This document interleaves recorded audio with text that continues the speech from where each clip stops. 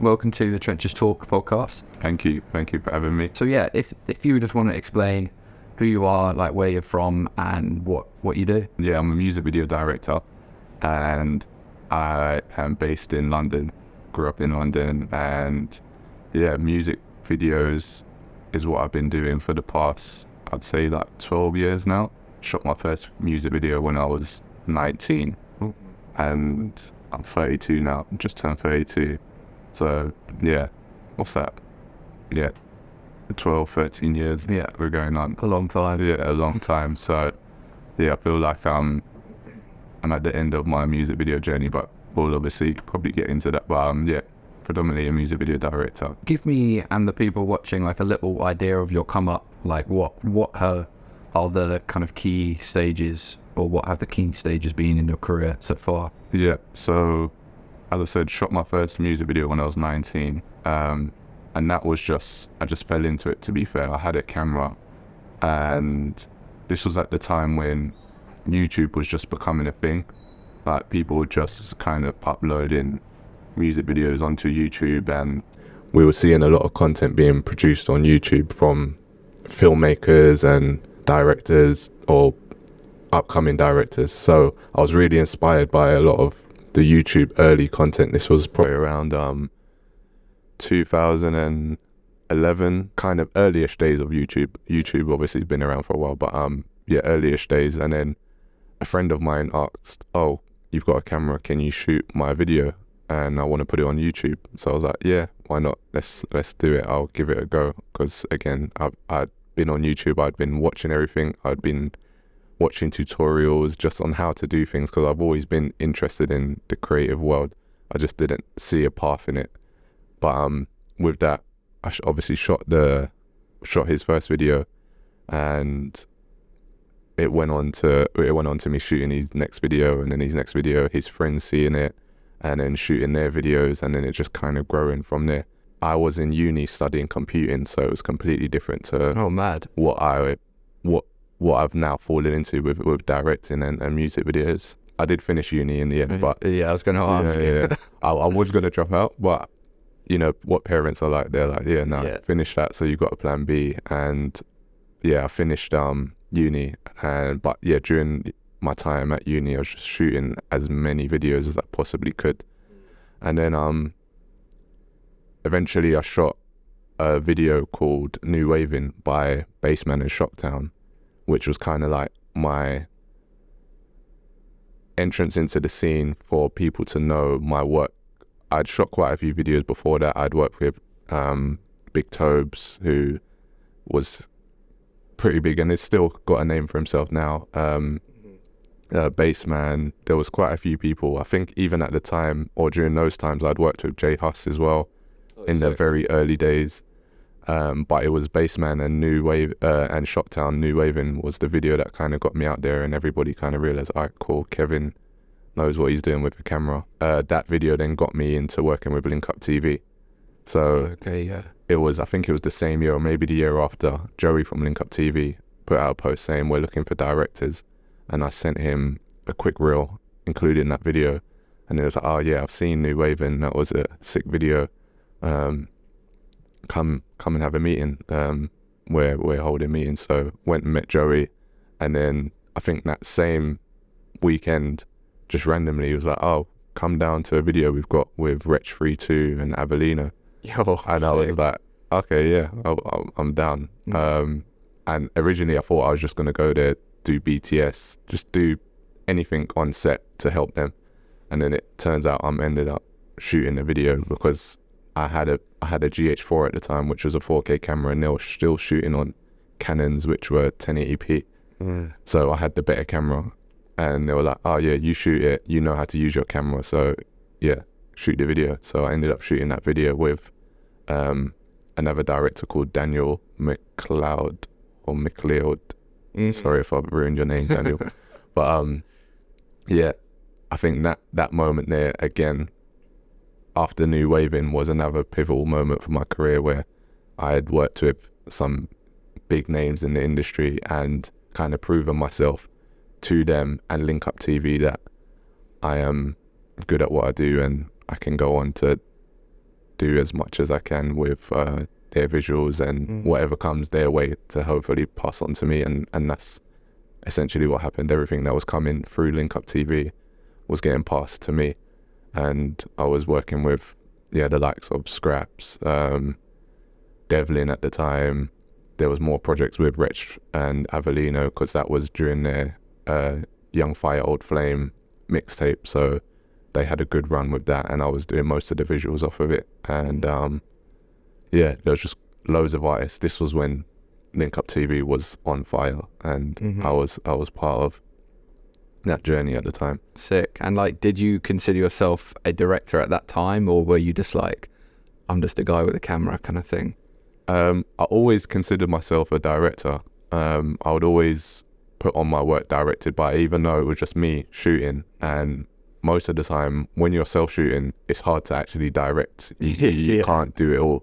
It's near impossible to light, shoot, and actually give clear direction to talent. So even though I weren't necessarily in my full bag in regards to director, and I would always put director because I knew that's what I wanted to be. I wanted to be able to direct a crew at some stage, because there was a point before all of that I've just explained. There was a point now I was on set, I forgot who the artist was, and I'd seen how productions work, and because I've not come from a background of going to uni to study film or film school, or come through the ranks of working in productions, I had never really understood how it all worked. And I think seeing that randomly for the first time, I was like, yeah, this is where I want to be. I want to be that director giving directions. But I just continued on my journey self-shooting, and led to me working with Link Up TV. Like, that's a really cool kind of like come up story, because then you kind of like hit the jackpot almost. And because really, to be a director, you just have to have a strong portfolio, keep making good work. Exactly. Like, so from like the Link Up days to like where you are now, like how do you get from like a self-shooting director to directing with a crew? So my path into it was buying my Red camera.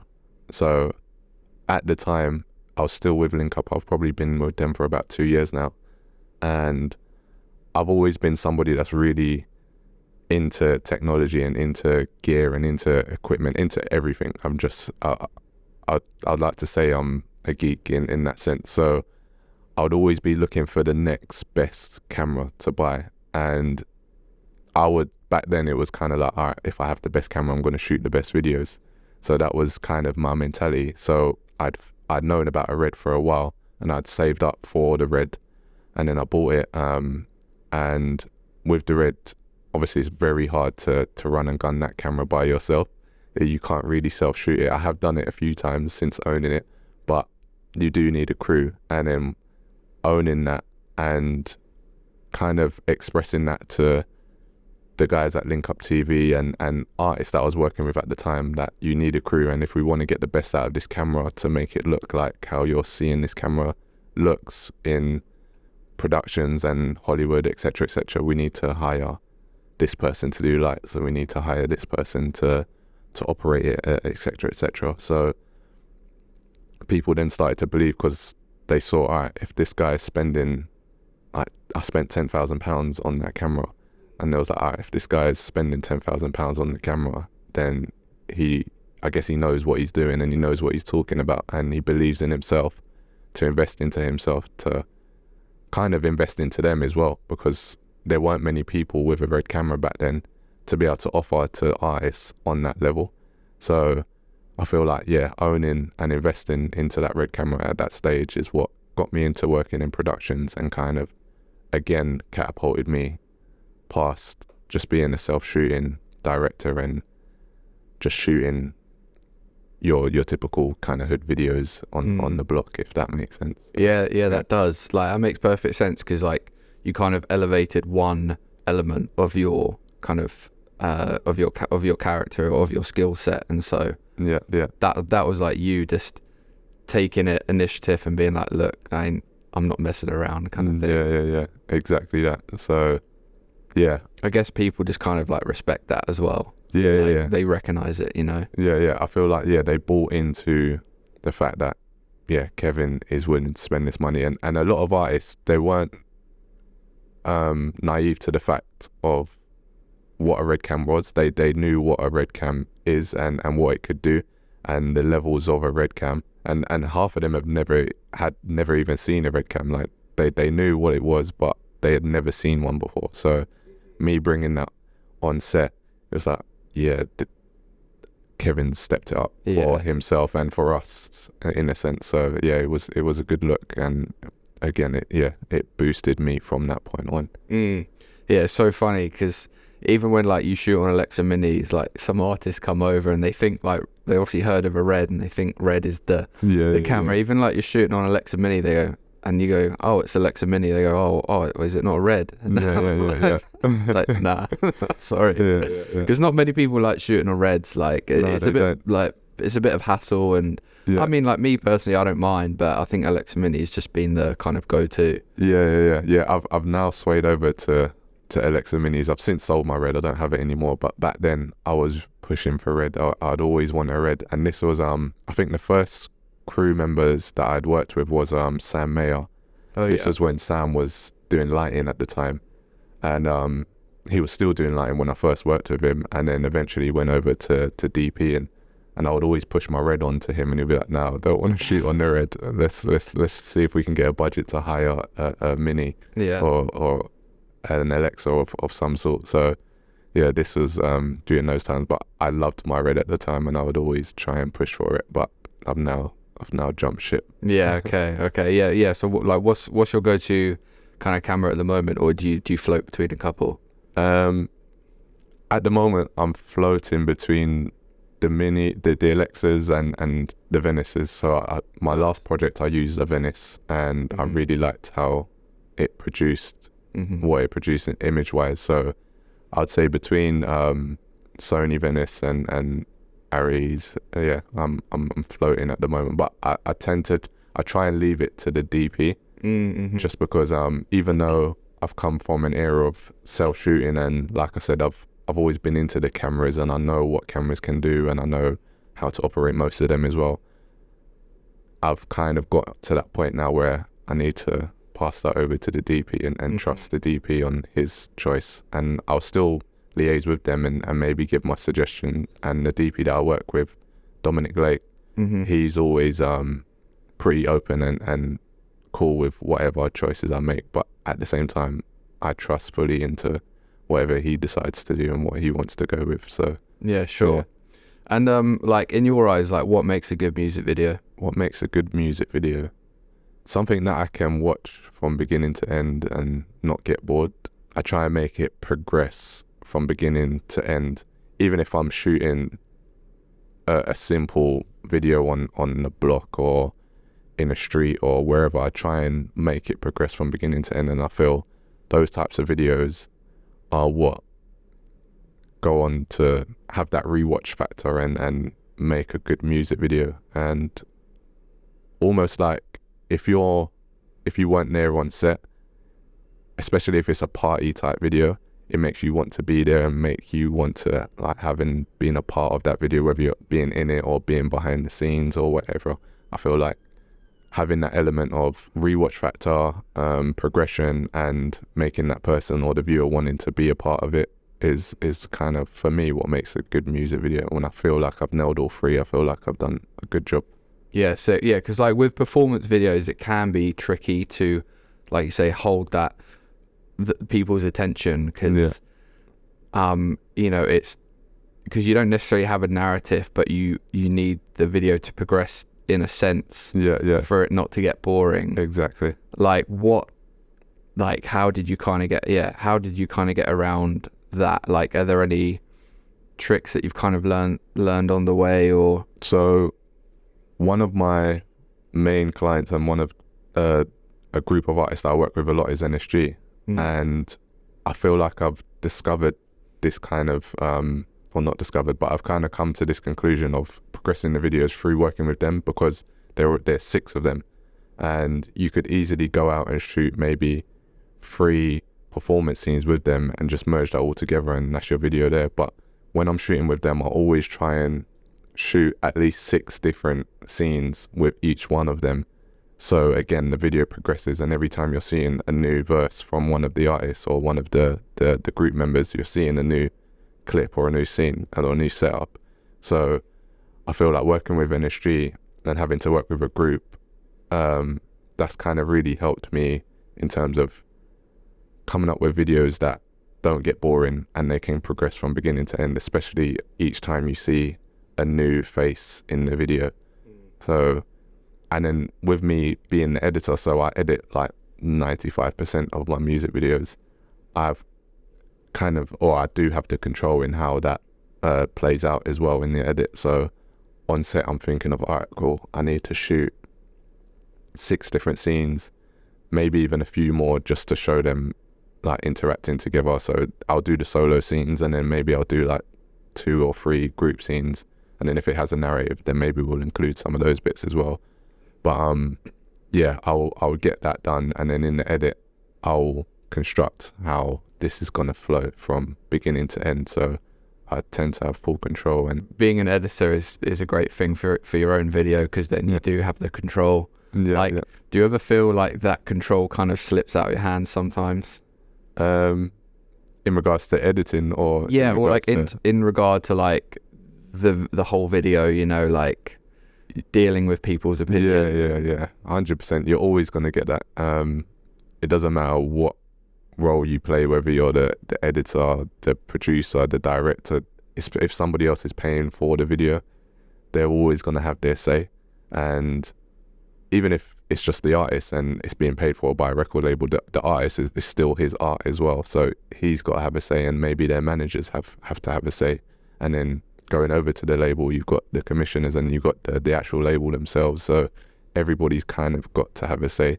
And even though it is your art, you are having to sacrifice at times, and it does slip away sometimes. And at times it's slipped away so much where it's like, I don't even want to put my name on this anymore, because it's not the work that I wanted to produce. So it has happened a few times, and I feel like it will always kind of happen, because they're paying for the video, so you have to keep them happy. I feel like working in the industry, you have to play that politics game of kind of seeing your video get watered down like bit by bit by bit. It's kind of like soul destroying, like a little, you know, to the point of like, you know, like you said, that you don't want to put your name on it. It's super annoying at times, but like I said, they are paying for it, so you kind of need to give and take at times. How do you kind of like navigate that, like politics there?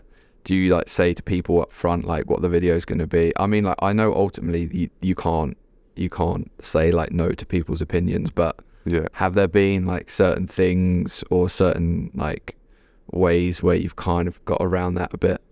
I think for me, thankfully, I have strong relationships with the artists, and this is a lot of the time before they've been signed and even whilst they're signed, and I can kind of speak to the artists and we get to an understanding of what we want to do. And then once the artist is kind of on my side and we're both on the same page, it's then easier to sway the record label a bit more. I don't do it intentionally, so don't come for me, record labels, but it does help when the artist is on your side. Kind of leading on from that last point that we spoke about, what project would you shoot if money wasn't an issue? A good idea that I've always had is to kind of recreate Men in Black. Okay. So I wanted to recreate Men in Black in a music video for a while. Sick. And you can probably have the idea if I don't do it, because again, I feel like I'm coming out of the music video space, but I've always wanted to have maybe 2 artists play Will Smith and what's the other guy's name? Got his name. Yeah, I can't remember his name. I can see his face though. Yeah. But it'll be wicked if I could have that as the premise for a music video one day. And I've pitched the idea to labels before, and they've just not caught on. So I've just got it there and I'm holding on to it. Hopefully I get to use it one day. But if I do, that would be a cool idea. And then I'll I would obviously need to implement visual effects and all of this type of stuff, which can cost a lot of money. But yeah, going back to what we were saying, I like to take from film and use narratives to build my music video out and create something cool. Yeah, like touching on that last point, you said, you know, you've kind of pitched that to labels and whatnot, and no one's really like stuck with it. Like, do you wish there was more backing from like labels or the people that fund these things, just to kind of trust in the director's vision? Yeah, most definitely. And I feel like, because how it works is labels will send you a brief, and most of the time the brief outlays what they want already. So they're kind of giving you the idea as to what they want to do. And there are cases where you get an open brief, which just means, there's no idea, do what you want to do. But even then, they kind of have in their head what they want. So if there was a thing of an open brief meant, all right, do what you want, and they came about more often and they trusted in us, I feel like the UK music video scene will be a lot further, and we'll be creating stuff that are a lot more just exciting and iconic to watch. Because I feel like in the last maybe 5 years, there's been great videos, and there's been some amazing videos, but there's not been many iconic ones where you would watch them back and be like, all right, in 10 years, that video is going to be referenced, or everybody's going to love that video in 10 years from now. Like, there's not been many of those. Yeah, I get that. And it's like that kind of those cultural like stamps of like, you were talking about that like Puff video. It's like, you're still talking about that, but exactly. It was so iconic. And exactly. There was that video recently. It was Ants Live, like the guy on the horse in like the Swiss mountains. Shot on film like that. Like, that was a sick video, and like, I don't know what went on behind the scenes there, but like the director definitely got like control over it. Maybe the artist got control, and like it felt like that was a video for them. That was their stamp on it.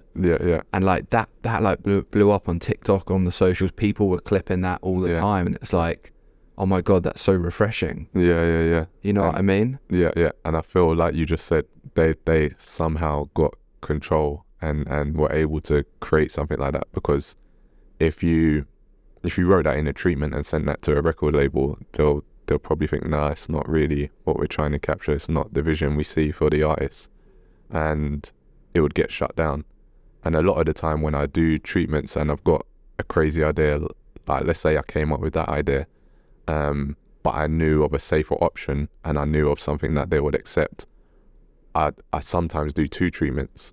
So I'll send in both treatments. I'll be like, I would really like to do this idea because I feel like it would really suit the song and it'll be a sick idea, and the artist is down to do it. I'd sometimes message the artist and be like, would you be up for doing it?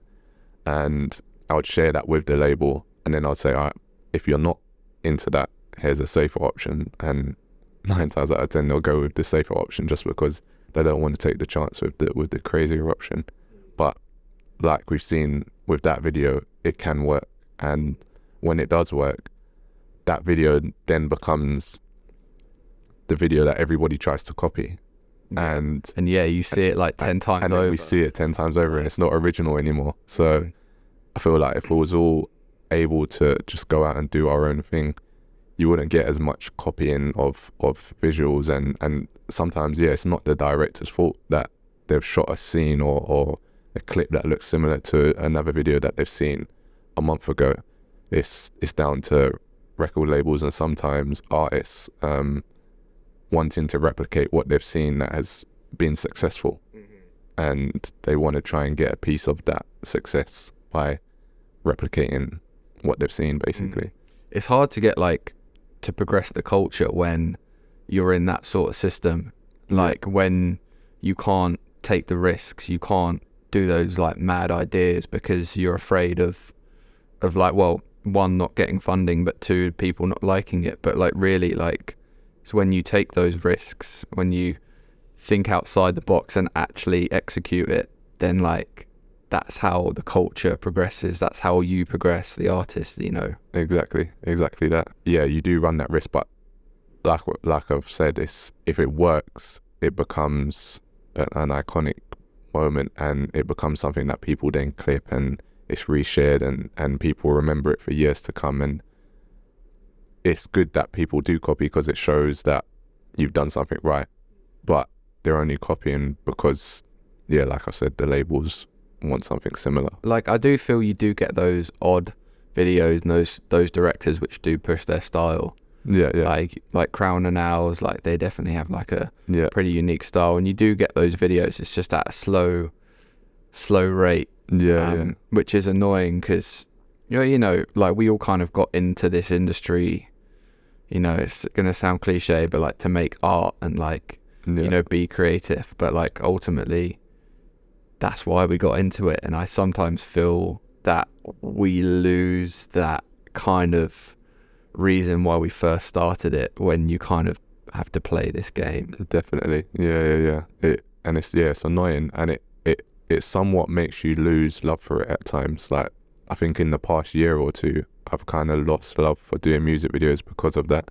Like, I felt like I've been doing the same music video for the past 2 years, and again, it's not really down to us. We try and pitch new ideas and new kind of creative topics and things to do differently, but they get shut down quite a lot.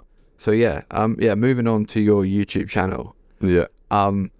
Like, you make a lot of content, and you post a lot of content on Instagram about the director and artist kind of relationship. Yeah. And that, like, how did that come about? So I've always wanted to do that, to do those type of videos, just as little skits, probably from like 2-3 years ago. But during this time, I was very heavy into doing music videos, and one, I didn't have the time. Two, I didn't want to upset anybody, because I feel like if you go into the comment section and if you even read some of my DMs, it's like, I've really wanted to say this, but I don't want to upset anybody, and you're speaking for all of us. Like, everybody is going through and living the exact same experiences. They just don't want to say anything because they don't want to alienate anybody and they don't want to upset anybody. But because my path now is kind of veering off into film, I feel like, all right, cool, I can speak up, and whoever I upset, it's on them. It's not really on me, because it's not a personal thing. I'm not saying it to any particular artist or any particular label or anybody that I work with or for.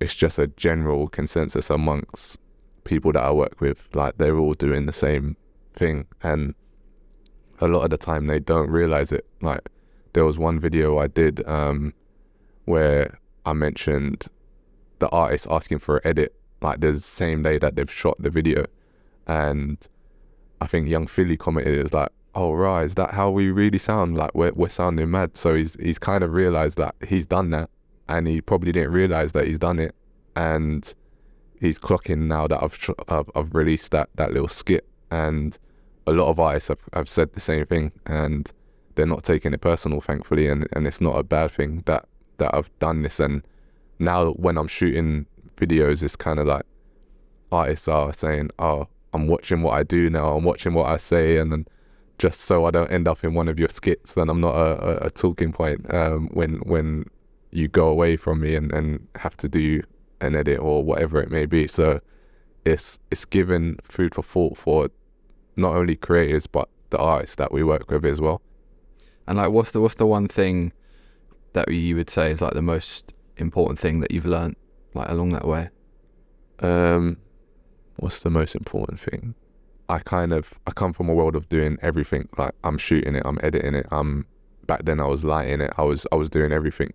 So you kind of need to learn everything, and then you need to learn the business of maintaining your money and being self-employed and all that kind of stuff. So I guess the one thing I've learned, or the key thing that I've learned, is just how to run a business, I guess, because this essentially is a business. And even though we're creating art, we kind of need to be able to manage our money and manage the business side of things so we can continue to create what we want to create and just continue to live, especially. So I think that was a very important thing for me, learning how to make my money stretch, because there's times as all directors will know, there may be a certain month that's not busy and you may have like 1 or 2 jobs that month, and then the next month you've got like 10 videos and you're making serious money, and then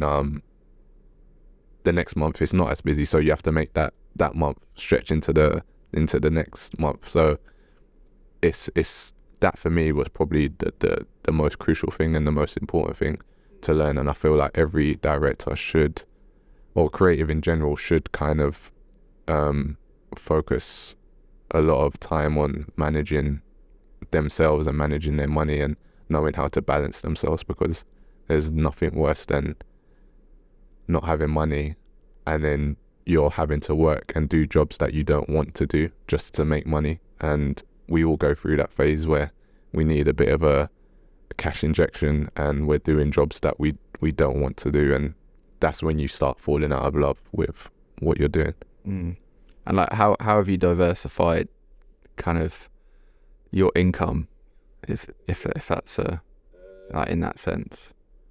Like is it just directing from directing gigs, or have you diversified that a bit? I think throughout the past, I think before 2021, I used to have enough jobs, and even throughout 2022 as well, I was getting enough jobs to just do directing music videos solely.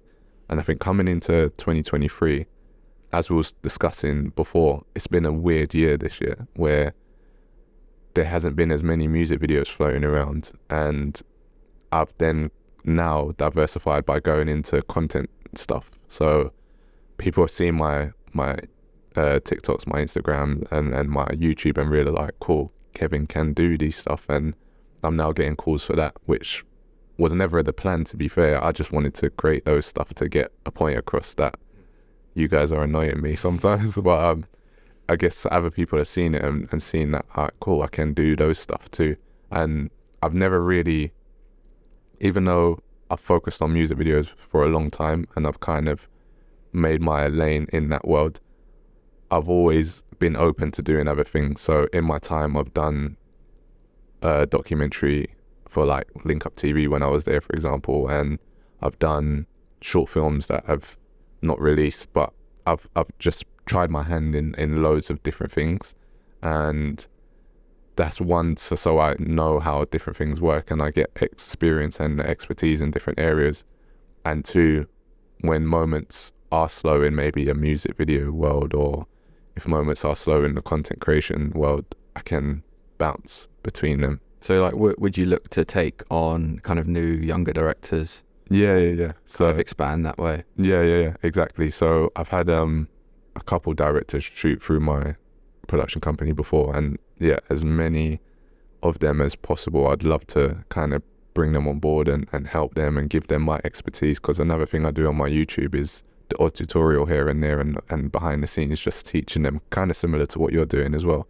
And just giving back to like people that want to get into our industry. And I feel like if I can do that either through YouTube or hands-on with you coming and trusting me with your project for me to produce it and giving you the guidance to create a great piece of art, then I would love to be a part of that, because I do love seeing people grow and become great in whatever it is that they do. And having a hand in it, I'd be very proud to be able to help anybody that's down. For sure. Allow me to help. Like, because obviously kind of creating art, you kind of do it from a bit of like an ego kind of standpoint, like this is me, this is what I can do, etc. And I think that's something that I've realized, and hence why like I'm trying to do this podcast and start up this channel, is to kind of like, no, I actually want to do some kind of like good, and like pay it forward. And I just kind of put myself in my position to where I was. So like when I first joined the industry, like none of my family were in the creative industries or anything.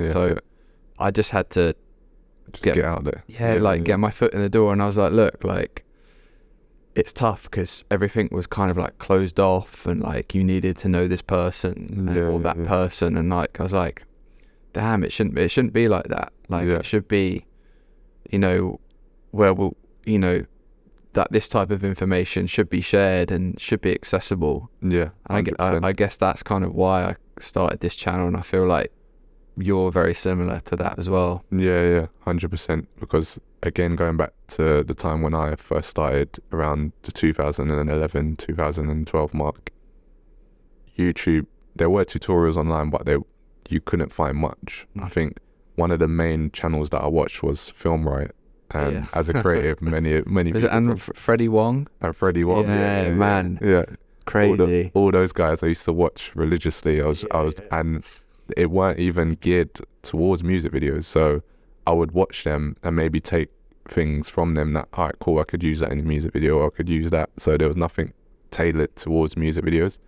And I've realized over time, if there has been more and more on YouTube, but if I can be kind of an opening for a younger generation for music videos in the UK, and they trust and can learn from what I teach, that would be great for what, and kind of, do what those channels did for me at the time, and pay it forward, like you said.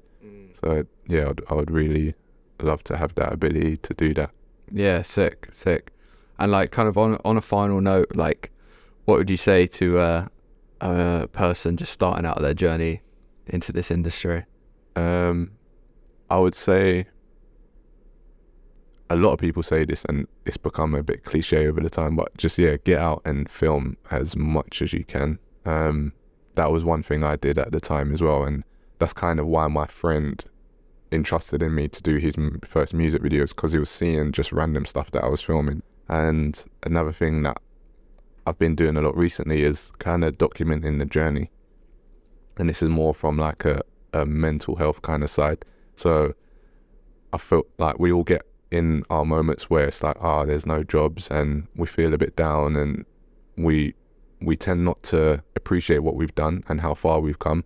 So I feel like with documenting the journey, it helps you to look back and realize, wow, I did that, and I did this, and that was a big moment in my career, and I've really changed my, like, from where I was, I've changed my life and done great things. So document as many things as possible, and when you look back in a year's time, 2 years time, 3 years time, you realize how far you've come, and it will really help push you forward. It will give you that edge, and I feel like that's really worked for me in the past couple of years, having done that. Yeah, that's such a good note to kind of leave it on. Because sometimes you do forget about what you've done. You get so caught up in the moment and whatever else is going on.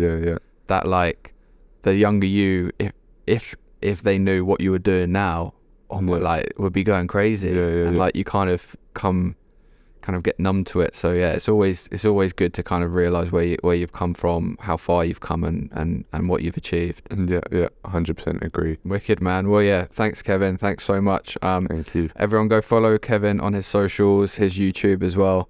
Any final sign-off message you want to say?